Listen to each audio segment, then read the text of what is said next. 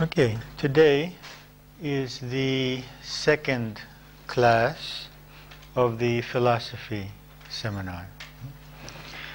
We're going to discuss today the concept of truth and the relationship between the individual and the universal.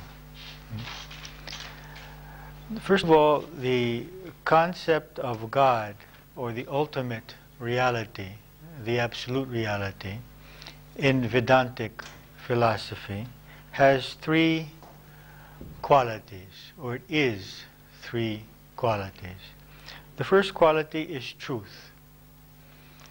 Now, truth in this case means anything which is eternal. Because if it's not eternal, it means it's just a temporary form. For example, the earth is not eternal, so it cannot be truth. You see, truth is something which doesn't change. It's unchanging. So it has no beginning, it has no end, it goes through no changes. And only this could be ultimate truth. For example, in a dream, things seem very truthful, very real, but when we wake up from the dream, we realize that it wasn't real. We hear from people who have left their bodies in a death experience and come back, that they realize that the body is not real. The body is temporary, and they experience themselves as separate from the body. So the first quality of the divine is eternal existence. Now this in Sanskrit is called Sat. Sat. So the first aspect of the divine is that it has no beginning, it has no end, and goes through no changes. The second quality is Chit, C-H-I-T. And this is pure, unlimited consciousness. This is omnipresent consciousness, the consciousness which exists in all of the universe. It's the cause of everything which exists in the universe, and the cause of everything which happens in the universe. Okay? So the concept that of God's omnipresence is incorporated in the concept of Chit, that there is this one consciousness which is everywhere. It is immortal, it has no beginning, it has no end, it has no limitations. So this is it's like space. You know, this space is here, a building is created in that space, the building falls down in that space, events happen in that space, beings come into reality, disappear from that space, but the space remains the same. So the consciousness remains always the same, regardless of the forms and the events which come into being and move out of being. It's like the white light on the television screen. Forms can appear on any form, can be created on that white screen, but its natural state is whiteness. So various images come into being, they disappear, they appear, and they disappear, but the reality is the light of the screen. And that light takes various forms, just as the light at the movie theater takes various forms on the screen, but it's just light. And so consciousness is like light. It's like space. These are two things that we know, that we can comprehend, which are closest to understanding what consciousness is. There's a difference between consciousness and conscience. Conscience is that aspect of our higher mind which has the ability to have discrimination, which helps us to understand what is useful for our evolutionary process and what is not, and which prevents us from doing harm to other people, prevents us from doing to anyone what we would not like them to do to us. So consciousness is just this awareness, whereas conscience is something more specific. It's becoming aware of specific purpose in life. So the first two aspects of the divine are eternal existence and omnipresent, pure, unlimited consciousness. The third aspect is called Ananda in Sanskrit, and it means bliss. Now, bliss is different from happiness. Happiness is a pleasant feeling that we have because of some cause. And it ends when that cause no longer stimulates the feeling of happiness. And always with happiness there will be unhappiness, because it's based on something which happens outside of ourselves, or even some thought that we have. So we think of something pleasant, it creates happiness. Someone behaves to us in a pleasant way, it creates happiness. Someone behaves in an unpleasant way, something happens which I don't want, which I don't like, which makes me fear, I feel unhappiness. Okay? So bliss is something totally separate. Bliss is the bliss or the feeling of peace and joy of existence. It has nothing to do, is my existence itself is the source of my pleasure. It has nothing to do with anything that happens or doesn't happen. It's experiencing the fullness of my being. At this point, since we don't experience the divine within us, and we experience the ego, we don't experience the fullness of our being. We experience the emptiness of our being. And we try to fill that emptiness with people, with money, with objects, with fortunes, with various stimuli, television, work. We try to fill that emptiness with things that are outside of ourselves. Of course, this is it's natural. There's nothing wrong with it. But it will never fulfill us completely. It will fulfill us only temporarily. And the emptiness will still be there, and we'll keep looking and looking until the emptiness is filled by our being itself, by our own self. Only then can we be totally happy, because as long as our happiness is dependent on how people behave, or what we have, or what we don't have, or how we ourselves are as a character or as a personality, if we're not satisfied with ourselves, then our mind will be vulnerable to unhappiness. So these three qualities are considered to be the qualities of the divine, of God. Eternal existence, no beginning, no end, no change can take place. Changes take place in the physical universe, but they don't take place in the consciousness. Okay? The unlimited consciousness, the omnipresent consciousness, and the undisturbed bliss. These are the three aspects of the divine. Now the next thing that we are told is that we are that. This is what we are. This is the next truth that we are given, that the divine is Sat, Chit, Ananda, and that we are that. This is what we are. Now, we could be fooled, of course, because obviously we're not experiencing immortality or omnipresent consciousness or bliss. And this is because this consciousness, in its attempt to express itself in creation, loses that awareness once it identifies, once it gets into the physical, emotional, and mental realm.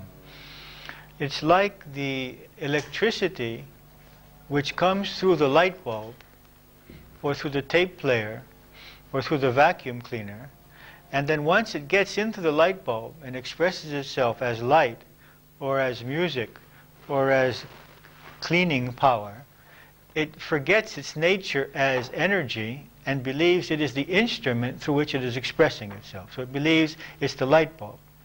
It believes it's the tape recorder. It believes it's the vacuum cleaner. And once it identifies with the vehicle through which it is expressing itself, then it experiences fear, because the light bulb has a certain duration. as does the tape player. Then it also evaluates itself in comparison with other light bulbs. You know, this one has more light, and this one is green, and this one is blue. And which light bulb is better, and which light bulb is more important. And we get into this whole value judgment kind of thing.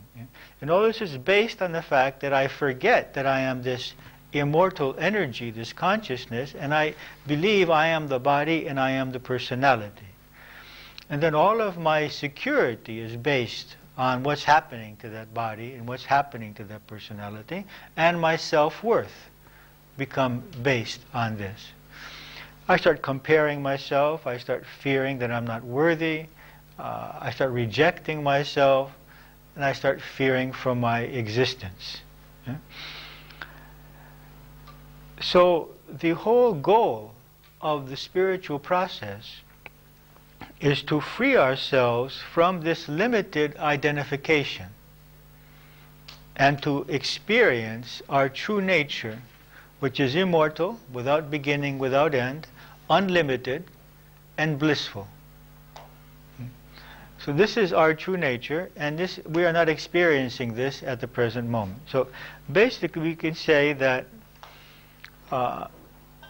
that the spiritual process is a process of re-experiencing unity, our unity with all that exists, because the result of our identifying with the light bulb as electrical energy is the sense of feeling separate from the other light bulbs. When I really realize that I am the electrical energy, then I am the electrical energy expressing itself through all light bulbs, all tape players, all vacuum cleaners, all refrigerators, you see. There's only one electrical energy. There are many appliances or vehicles through which it's expressing itself. There is only one divine consciousness, but there are many vehicles or beings through which it is expressing itself. So at that point, once I identify with that part of myself, I naturally feel unity with other people, regardless of their traits, regardless of their religion, their political beliefs, their color, their social status, their behavior, because I am connecting with the essence which is behind this personality.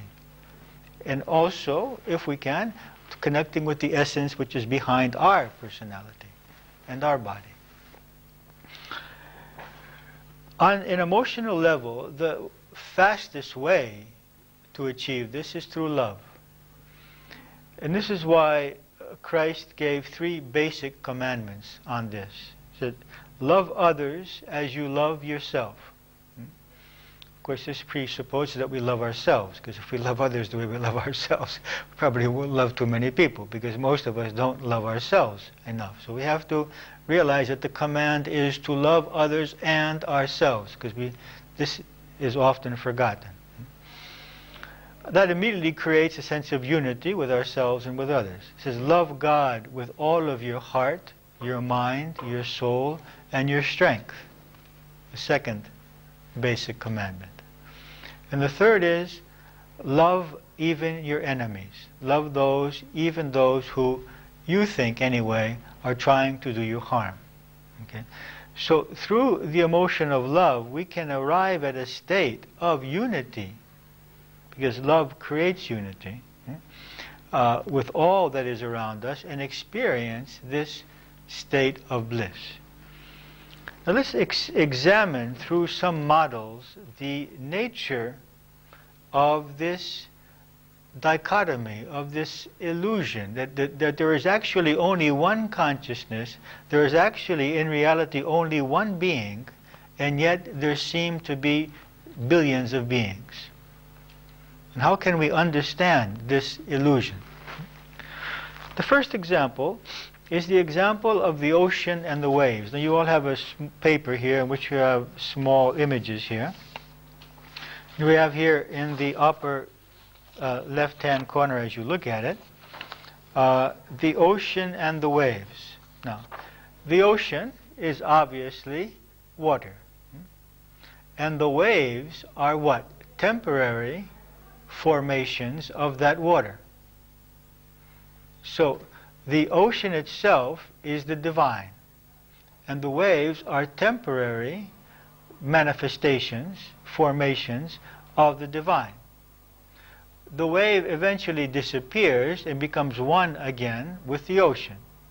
So we are, if you like, this universal consciousness which manifests as the being that we are, and then this being will dissolve again into the earth. That is, this is a wave of earth, okay, that comes into being.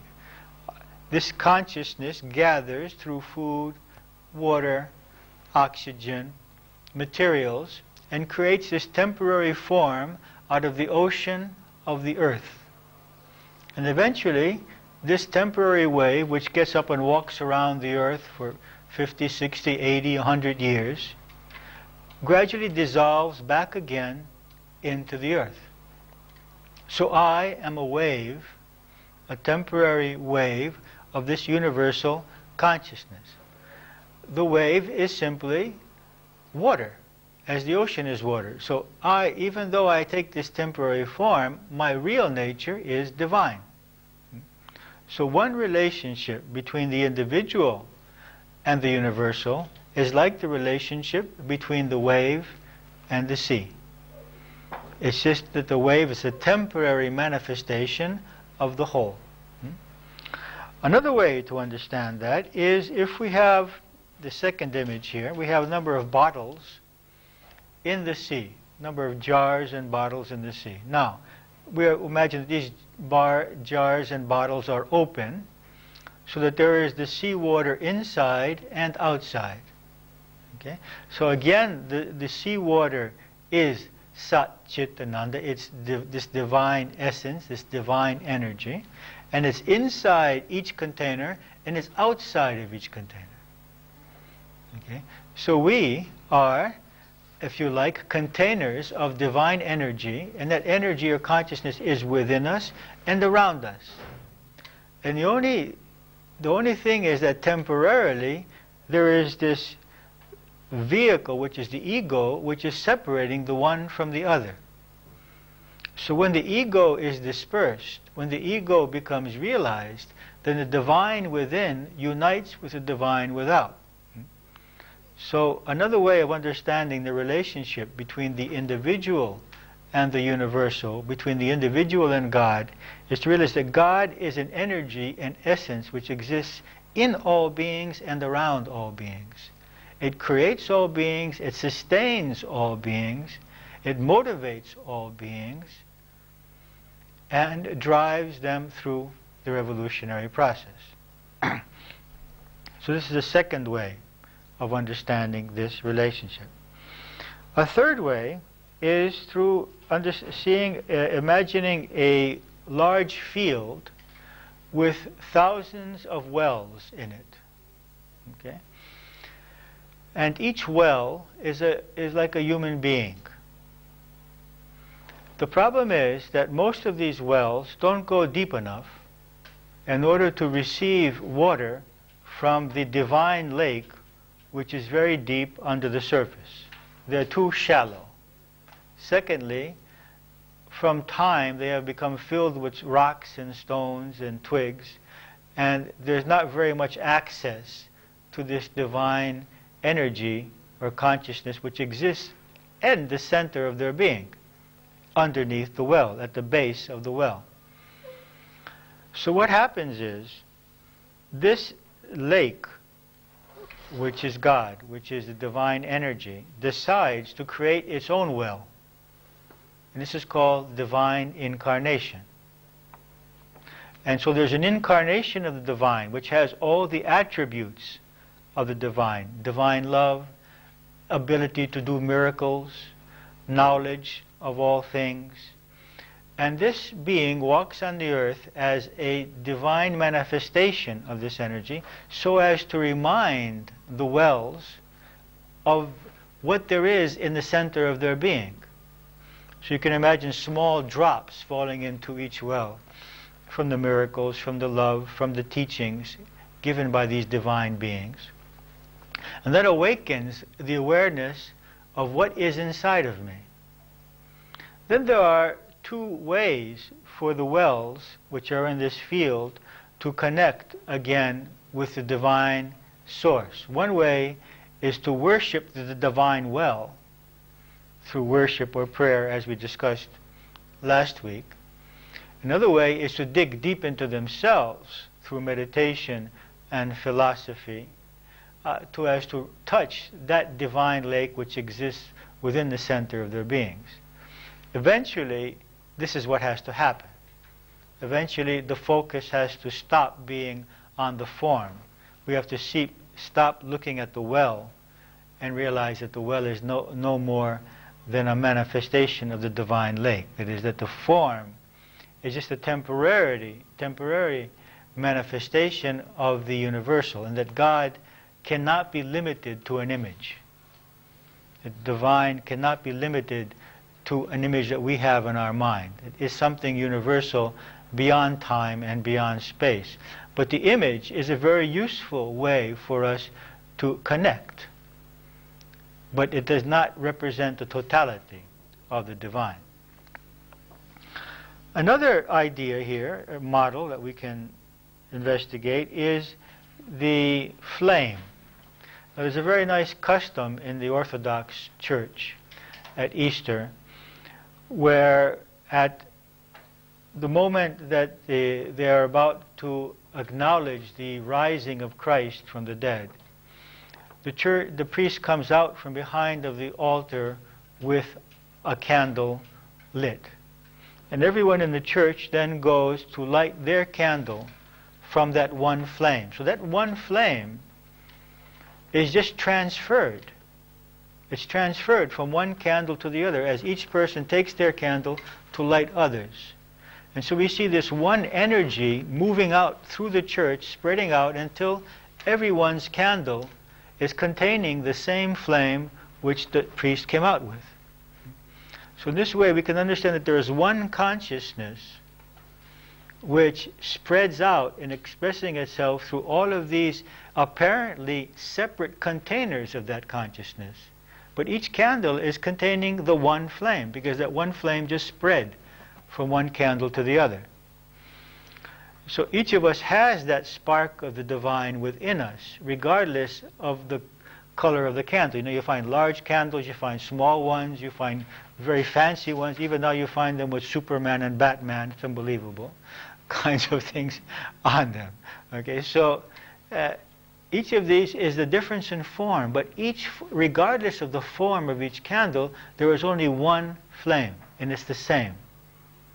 Okay, so all beings, although they may appear differently, are simply containers of the one divine energy, the one divine light. It doesn't matter whether they're American or Greek or Turkish or Russian or black or white or Christian or Muslim or Hindu.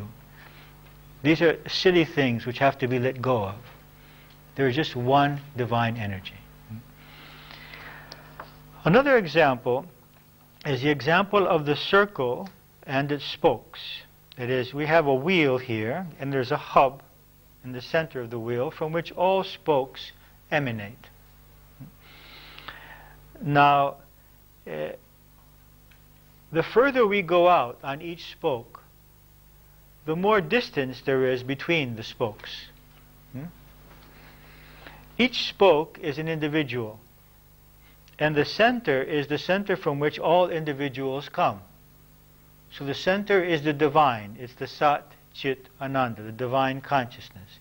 And the spoke emanates from that. So we emanate from that divine consciousness. And that starts out, as you will learn next week, as a very fine kind of consciousness, which we call the soul, or the causal body, or the higher intellect. And then it becomes something more concrete, which is called the mind.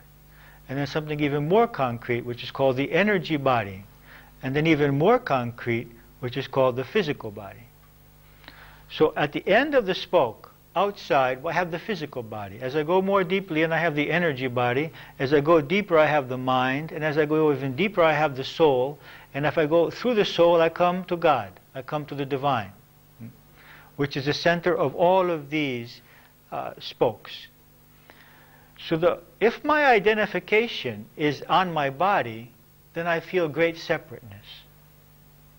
As my identification begins to move inward to the energy body, to the mind, to the soul, then the distance between myself as a spoke and another as a spoke lessens.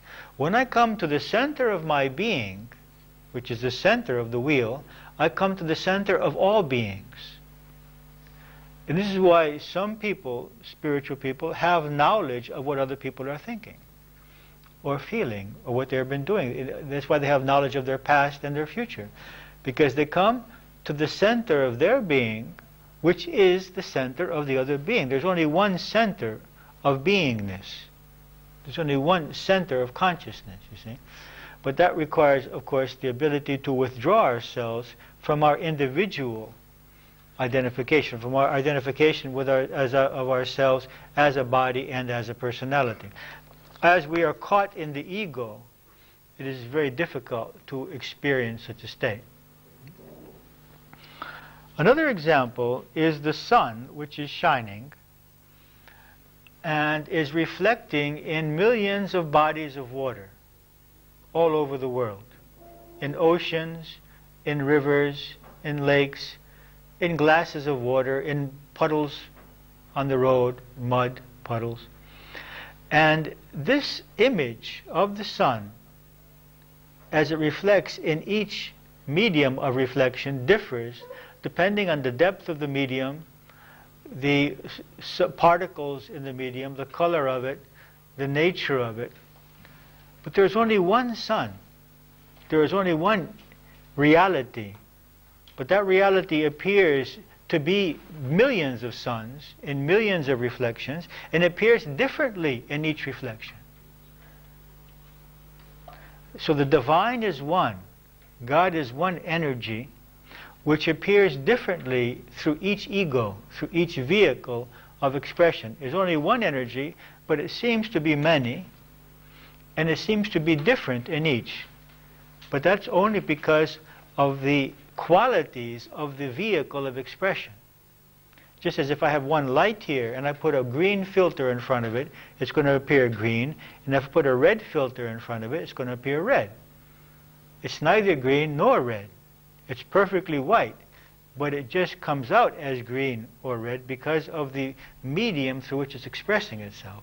So the divine energy is expressing itself through all of us simultaneously as something different because of the different qualities of our mental impressions. And we will discuss this further on. It's our mental impressions, it's our programming, which is causing this one divine energy to express itself differently through each of us. Again, light is another way of seeing this. So we have the next two examples have to do with light impinging itself on a screen. So we have in the movies, in the cinema, we have the white light of the projector, which has no qualities whatsoever. It's just pure white light. When it passes through the film, suddenly it obtains qualities. It appears to be people, trees, mountains, skies, rivers. And then when it hits onto the screen, it seems very concrete.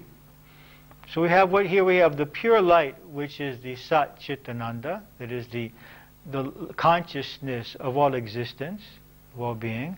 When it passes through this film, it obtains a temporary quality, a subtle quality of being, which we could call the mind or the energy bodies.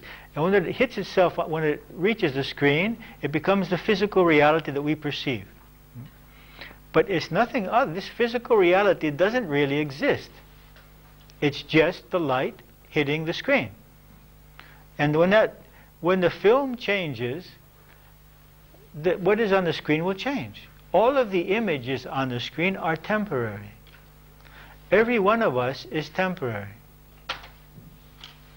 None of us will be here in 60 or 70 years. Some of us will be gone much earlier. That is, this body will not be here in 30 years. This body will be earth, be being eaten by worms. So it's not a reality. The mind, which is behind this body, also will dissolve. You see, so it's important to understand this is what is meant by truth. This is not truth. This building is not truth. The earth is not truth. The sun is not truth. Because the sun is also destined to explode or implode, one of the two. It reminds me of something I heard.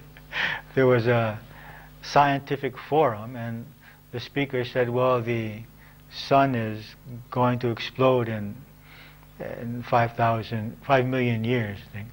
And someone raised their hand afterwards and said, you know, did you say that the sun was going to explode in, how long is it going to be before the sun explodes? Is it 5 million? I thought you said 4 million. I was worried about it. He said, it was another million years. You know. Nothing that we can see, nothing that is material is truth. Because nothing that is material is everlasting. It has a beginning and it has an end, just as our dreams. You see? And our physical life cannot be truth. Now, it is a relatively true reality in relationship to our dreams, because our dreams, only we see our dreams, whereas this relatively true reality we agree on, at least most of us. We agree that this is a harmonium and not a refrigerator, okay? And this is that this is the ceiling and that this is the floor. Now, someone could lose their mind and see things as they want to. So there is something stable about this reality. Although it's not eternal, it is a common dream. It is a commonly agreed upon reality through which we are manifesting our spiritual creative power. And we are seeking to create externally the beauty and the harmony which exists in the center of our being. We are perfect as spiritual beings. We are imperfect in the expression of that. We are unable to express that physically, emotionally, and mentally, as is all of creation. And another example down below, you see a body full of cells, okay? And here, the relationship here between the individual and the whole is like the relationship between the cells in my body and my body. So I, as a consciousness, am giving birth to all the cells in my body, and these cells live within me, and they serve my existence, and I care for them. So we, as cells in the universal consciousness, are created by that universal consciousness.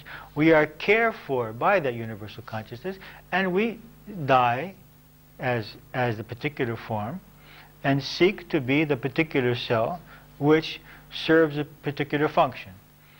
Now, with the human being, the cells have a freedom that our cells do not have. Well, they should not have, because cancerous cells seem to make a choice.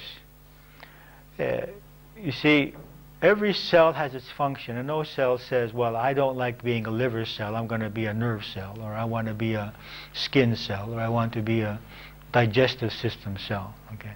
And secondly, no cell says, well, I'm going to collect all the oxygen I can, I'm not going to pass it on, or I'm not going to pass on the blood, I'm just going to hoard all the hormones, you know. Cells would never do this, because this would be destructive for the cell itself and for the whole. But human beings can. They can try to be something that they were born not, something other than what they were born to be, and they can try to hoard. They can try to keep for themselves more than they need, which is harmful for themselves and harmful for the whole.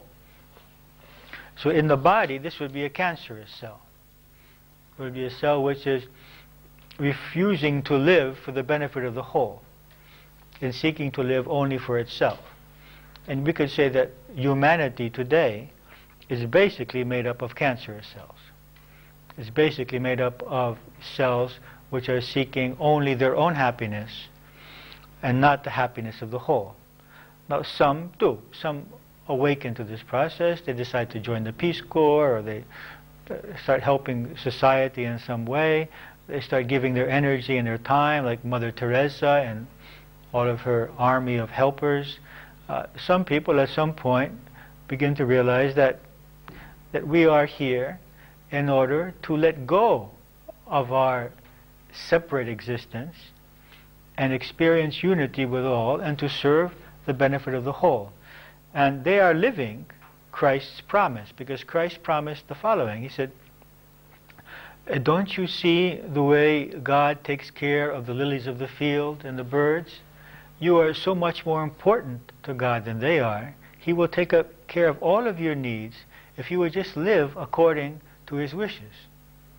So if we live in accordance with the basic laws of nature, which means living for the whole and being interested in the benefit of the whole, which doesn't necessarily mean going out and serving all day long. It could also just mean living simply. All your needs will be cared for. Everything that you need will be taken care of. And these people are experiencing this.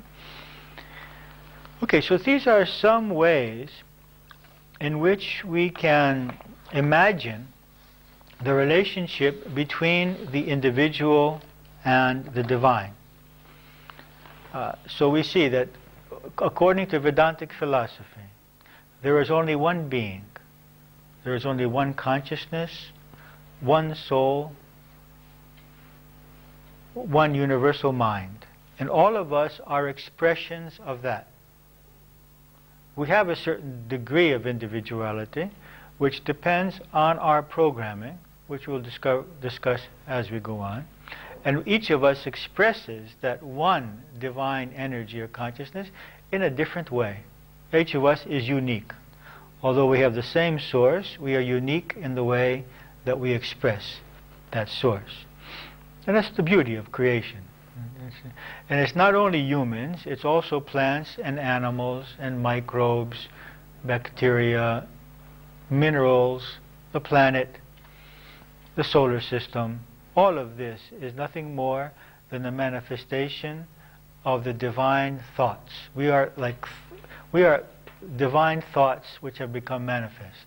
But we are thoughts in evolution. We are in the process, we are thoughts which are evolving and manifesting in a more and more beautiful way as time goes on. So I would suggest to you that this week that you think about this, think about these models, these diagrams, and try imagining yourself in this way. See, for example, your family members as waves on the sea of the divine. See your family members as expressions of your own self. When you're walking on the street, when you're riding in the bus, when you're shopping, when you're working, see all other beings as expressions of the divine, expressions of one divine consciousness. Reality changes.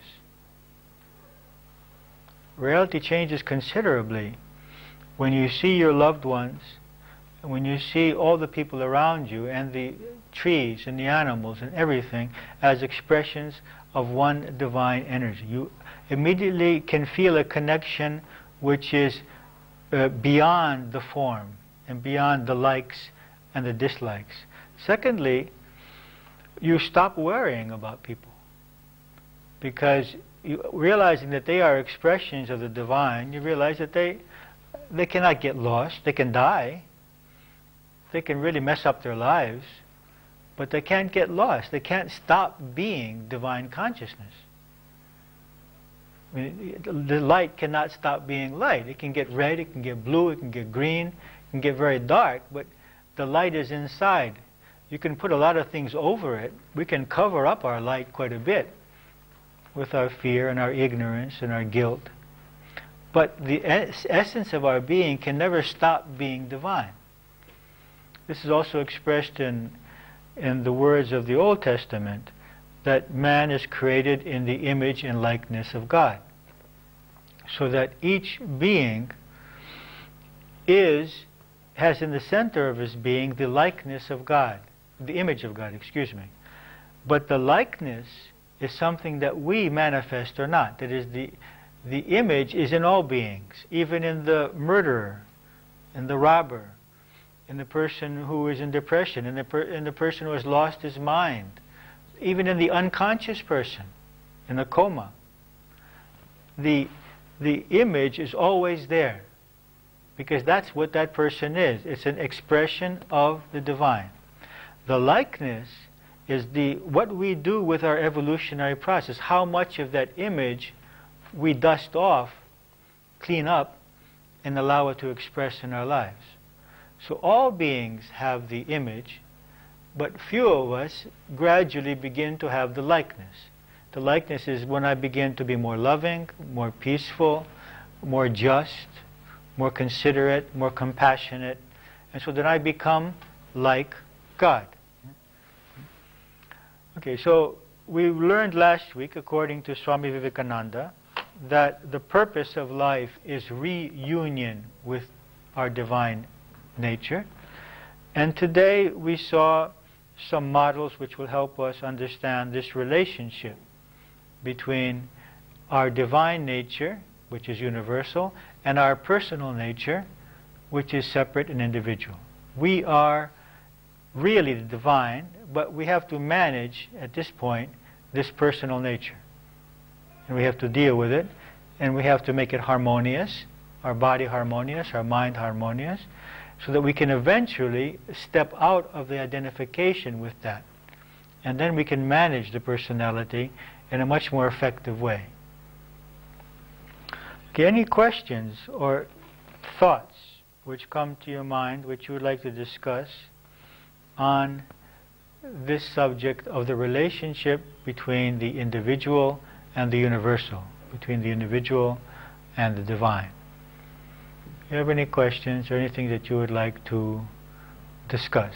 Yes, Christina. God is energy, and I was thinking that energy is usually neutral.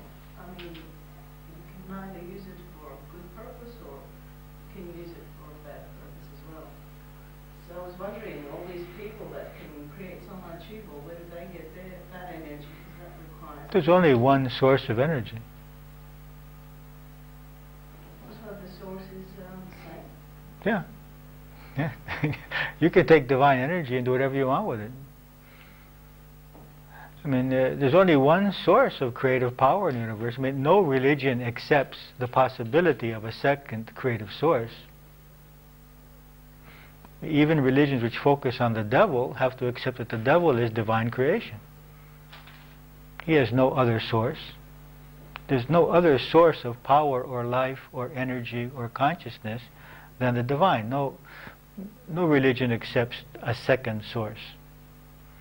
So we have been given free will, and we can use this divine energy to create or to destroy. This is what free will is all about. It's a learning process. And so when we use this energy in a certain way, we experience positive results. When we use it in another way, we experience negative results. And we learn.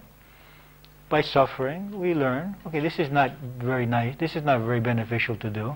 I guess I must learn not to do this because I create suffering for myself when I do it. And this is why we have the whole law of karma, which we will discuss later on. Something else that you would like to say or ask? It's just a practical question. Like we have a photocopy of the meditation book in English. Is there one of the philosophy book? Yes, the philosophy book is available in the office. It's called Universal Philosophy. I don't know if there's enough copies for everyone, but you should read it as we go along. It says more than I am telling you. Anything else? Okay, shall we do our meditation then?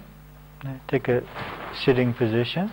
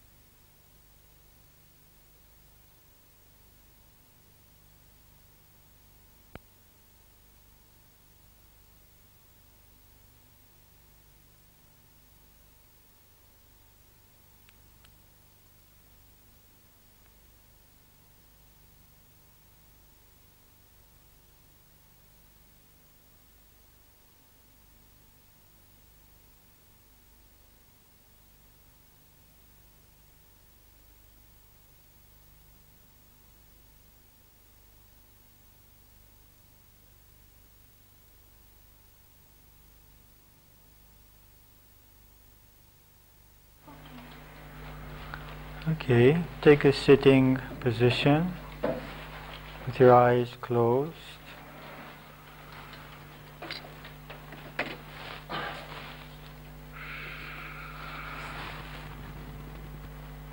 Begin to focus on your breathing, breathing more slowly, more deeply.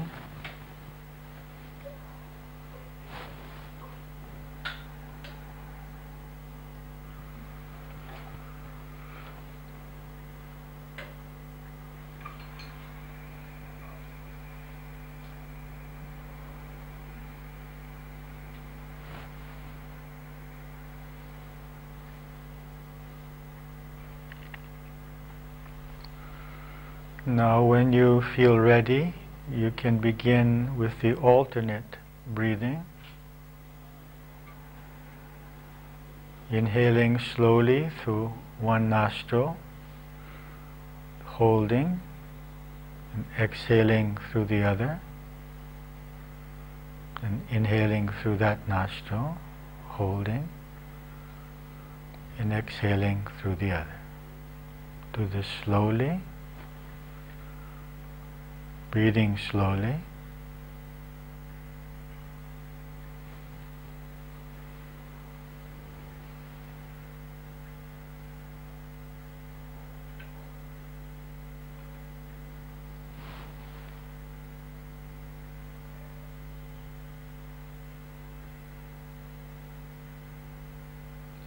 As you inhale, take energy into the solar plexus.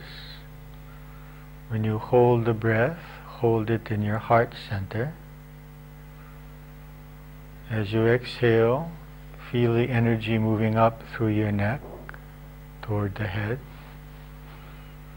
And in the suspension, focus on your forehead. Do this with each breath.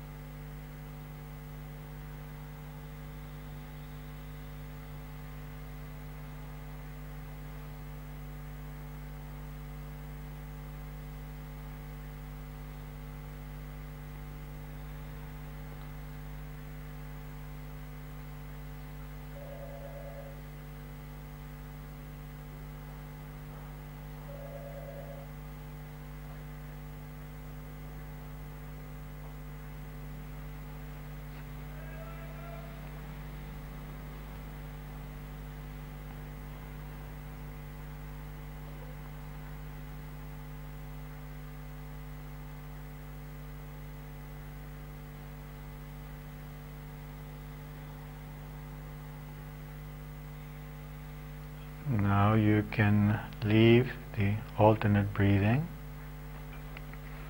allowing the breathing to be slow and regular, free from your control.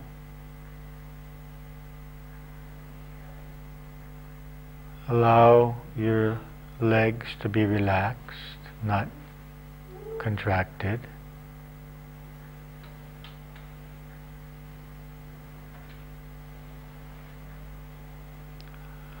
Feel the muscles of the abdomen and allow them to relax.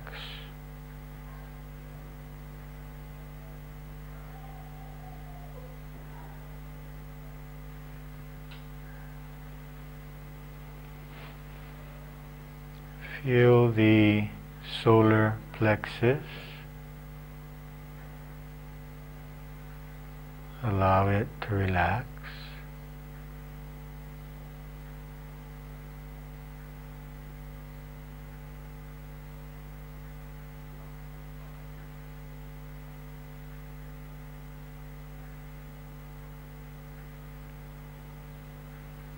Feel your shoulders.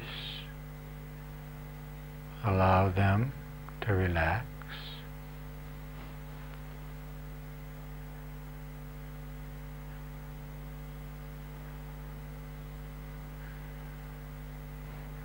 Feel the muscles of your face.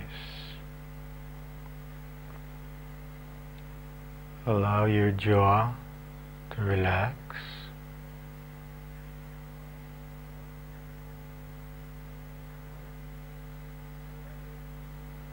Allow your cheeks to relax.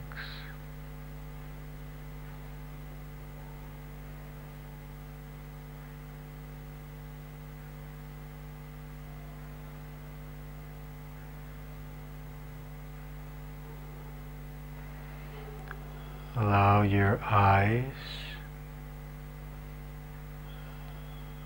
allow the eyes to relax.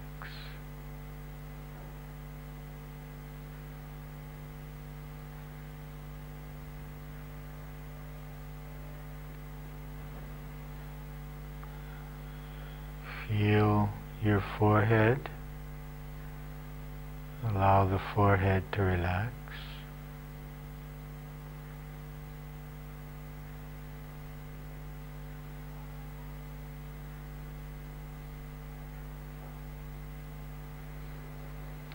Now focus on the divine and communicate with the divine, expressing sincerely your needs, your feelings, your gratitude.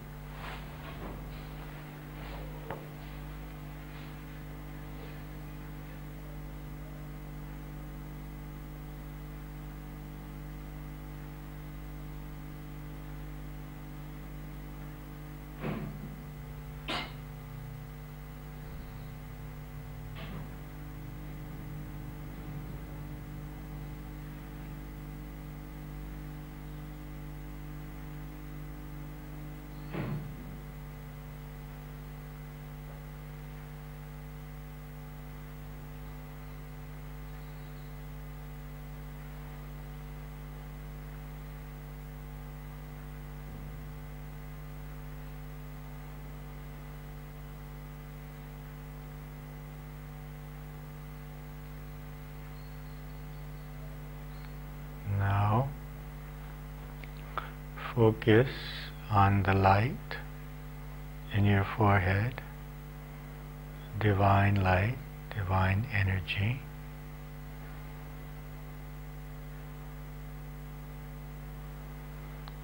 Allow it to expand, filling the head,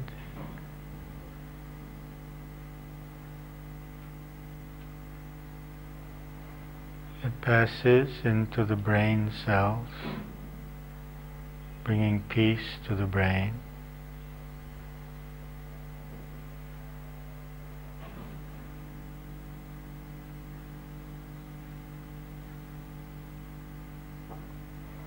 It flows into the face, relaxing the face more deeply.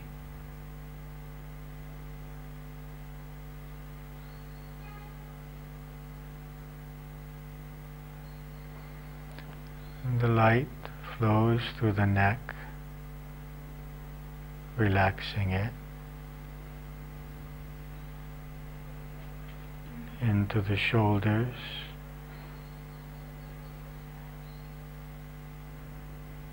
into the arms,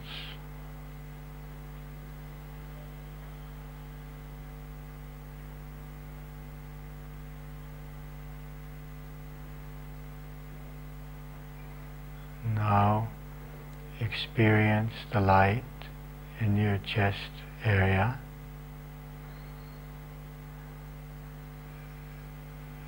Perhaps as a candle flame or as the sun shining in your chest.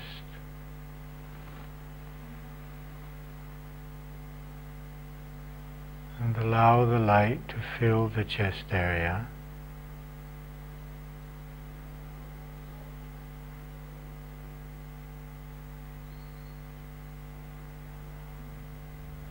And to flow into the solar plexus and to relax that area.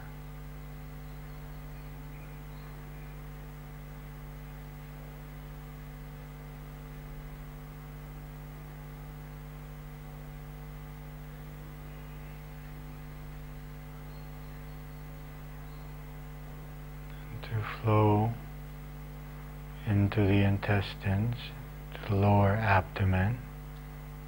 Relax that area.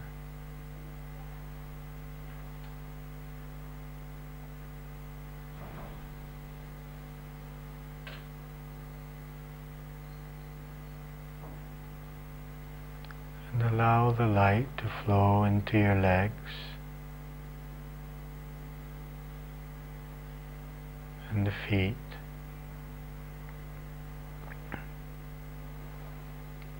So that all the body is permeated by the sensation, the vibration of light. From the soles of the feet to the top of the head.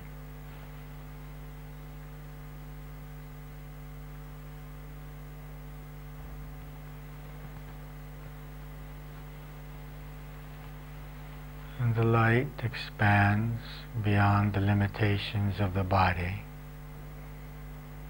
strengthening the aura or the energy field around the body.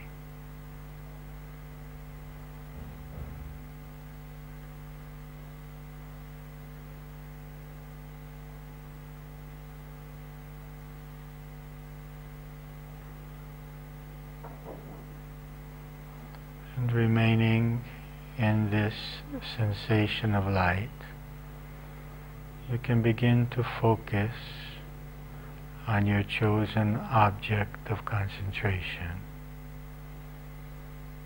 returning over and over again to that with patience, with peace.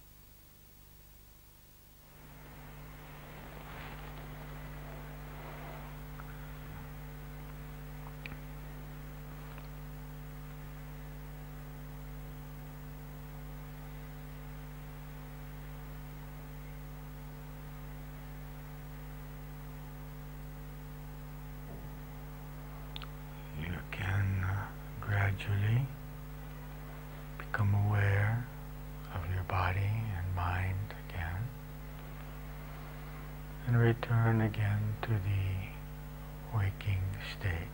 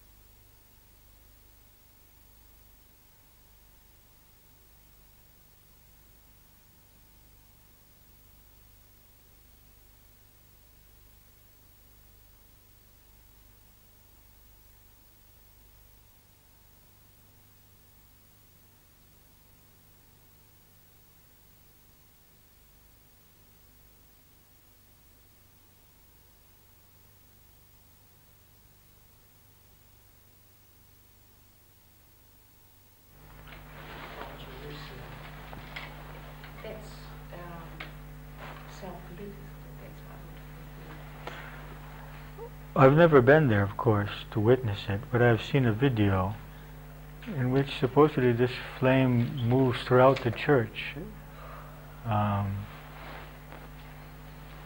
without any cause whatsoever. Self-lit, but also self-moving. How? Yeah, it transports itself throughout the church, but I've never seen it up to realize, to see it personally. I'll try to find that video sometime and check it out. Anything else you'd like to ask or discuss before we complete for today?